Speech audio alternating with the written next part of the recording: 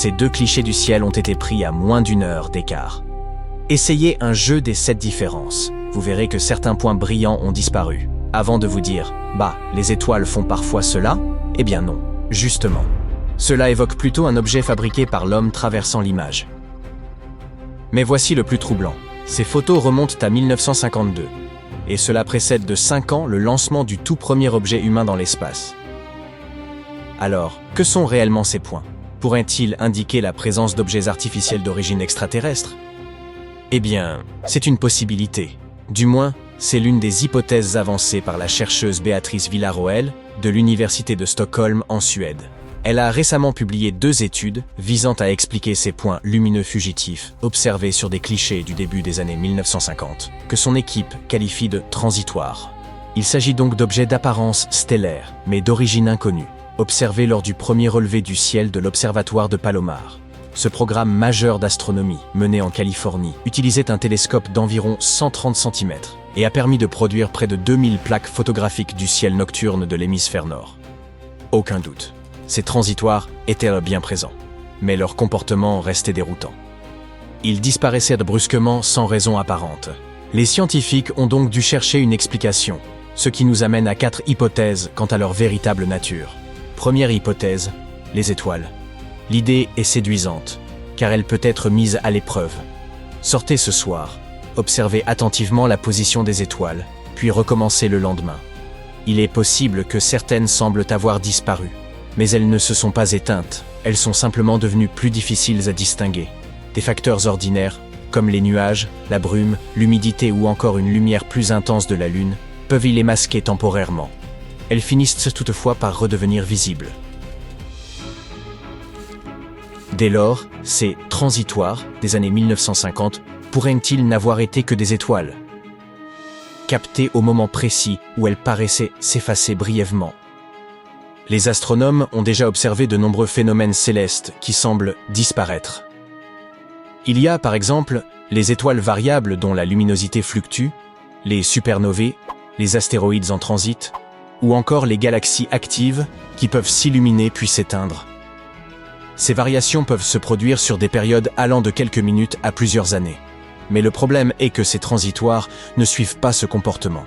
Sur les anciennes plaques, ils apparaissent une seule fois, puis disparaissent totalement des images prises avant et après cet instant. En effet, les astronomes ne les ont pas détectés sur une plaque sensible au bleu prise seulement 30 minutes plus tôt, ni sur une plaque sensible au rouge prise 6 jours plus tard. Quelle que soit leur nature, leur présence était singulièrement étrange. Ils étaient nombreux et s'effacèrent extrêmement vite. Un instant, ils sont là, et l'instant suivant, plus rien. Ce comportement est vraiment atypique. Par conséquent, il est peu probable qu'il s'agisse d'étoiles.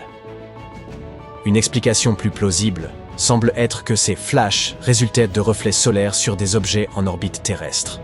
Cela conduit à la seconde hypothèse.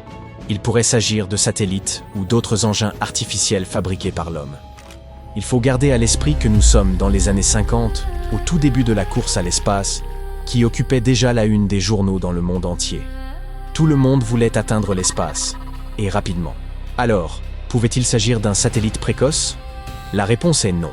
Les plaques du relevé Palomar ont été prises avant le lancement du premier satellite artificiel, Sputnik, en 1957. Le calendrier ne correspond donc pas, rendant la théorie de l'objet humain difficilement soutenable. Ce constat nous conduit à la troisième hypothèse, des objets extraterrestres. Il pourrait s'agir d'engins semblables à des avions ou satellites, mais créés par une civilisation très avancée. Des objets qui auraient pu circuler à cette époque, peut-être même nous observer, et qui, pour une raison quelconque, n'auraient jamais atterri sur Terre. Cette théorie paraît folle, mais lorsqu'on constate l'étrangeté de ces transitoires, on comprend pourquoi certains chercheurs la prennent très au sérieux. Une précision importante. Tous ces points lumineux n'étaient pas de parfaits petits cercles. Parfois, ils se manifestaient sous forme de lignes droites ou de fines bandes, et d'autres fois, ils apparaissaient nets, presque en forme d'étoiles. Et voici la partie étrange. Des motifs de ce type peuvent résulter de la réflexion de la lumière sur une surface plane. Une roche spatiale ordinaire, comme un astéroïde, n'aurait généralement pas de face lisse, semblant manufacturée. L'étude soulève donc la possibilité qu'un objet artificiel ait pu se trouver là-haut avant même que l'humanité ne commence à lancer des engins spatiaux. Et la situation devient encore plus surprenante. Ces transitoires sont apparus à peu près au même moment que de nombreux rapports d'objets étranges dans le ciel. Durant l'été 1952, de nombreux témoins ont affirmé avoir observé des objets volants inhabituels au-dessus de Washington, D.C., et il ne s'agissait pas de quelques cas isolés. L'armée de l'air américaine a enregistré pas moins de 717 signalements sur cette période. Une coïncidence étonnante, mais cela ne prouve pas nécessairement que la technologie extraterrestre en soit la cause. Certains scientifiques se tournent vers une quatrième hypothèse, les expériences humaines. Les études récentes suggèrent un lien possible avec des événements terrestres. En effet, plus de la moitié des transitoires sont survenus le lendemain de tests nucléaires. Une idée est que ces éclairs pourraient provenir de débris projetés haut dans l'atmosphère par ces essais.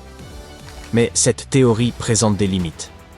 Les transitoires laissent des traînées sur les plaques durant l'exposition de 50 minutes. Pour que cela soit cohérent, les débris devraient rester concentrés au même endroit pendant environ 24 heures, ce qui paraît extrêmement difficile, voire pratiquement impossible. Dans l'espace, rien ne reste immobile sur un point précis pendant une journée entière sans contrôle actif. Ainsi, les scientifiques manquent encore de preuves pour que cette hypothèse soit retenue comme la principale explication. On pourrait croire que toutes les théories sont épuisées, expliquant pourquoi ces transitoires restent un mystère aussi profond. Pourtant, certains chercheurs avancent une explication beaucoup plus simple. Une mauvaise photo. Cela peut sembler décevant, mais il faut sérieusement envisager cette possibilité. Nous parlons d'anciennes images datant des années 50. Nul besoin d'être un expert pour comprendre qu'à cette époque, la photographie du ciel nocturne n'avait rien à voir avec ce que nous pouvons obtenir aujourd'hui. Ces images étaient capturées sur des plaques photographiques, des plaques de verre recouvertes d'une couche photosensible, utilisées bien avant l'avènement des appareils numériques pour immortaliser le ciel. Pour l'époque, c'était révolutionnaire, car cela permettait aux astronomes de conserver leurs observations plutôt que de les dessiner à la main. Mais ces plaques présentaient des défauts. Elles étaient très sensibles, s'abîmaient facilement, et la qualité des images restait bien inférieure à celle des capteurs numériques modernes. Ces plaques pouvaient présenter divers problèmes, comme des rayures ou de minuscules défauts dans le revêtement photosensible. Le processus de numérisation pouvait aussi introduire des éléments qui n'étaient là pas censés apparaître sur l'image. Soudain, un point lumineux surgissait, pouvant être, je ne sais pas, un postillon. L'humidité elle-même pouvait laisser des traces sur les plaques, et un éternuement d'un scientifique à proximité aurait pu générer une marque étrange. Une mauvaise manipulation il y a plusieurs décennies pouvait donc laisser des anomalies sur l'image. Les chercheurs notent d'ailleurs que certains des transitoires les plus faibles apparaissent dans des sections des plaques présentant des signes de contamination. Pour écarter complètement cette hypothèse, il faudrait examiner les plaques originales au microscope. Or, les chercheurs n'y ont pas accès et doivent se contenter de copies numérisées. Pour autant, Villarroel ne se dit pas pleinement convaincu que tout cela ne relève que d'erreurs photographiques. Elle souligne que certains transitoires s'alignent de manière trop improbable pour être purement aléatoires. L'idée est donc de poursuivre les investigations via un projet nommé ExoProbe, dont l'objectif est de créer un réseau de télescopes capable de scruter le ciel à la recherche de flashs lumineux rapides et soudains. Et si ces transitoires s'avèrent réels, nous pourrions bientôt en avoir la confirmation.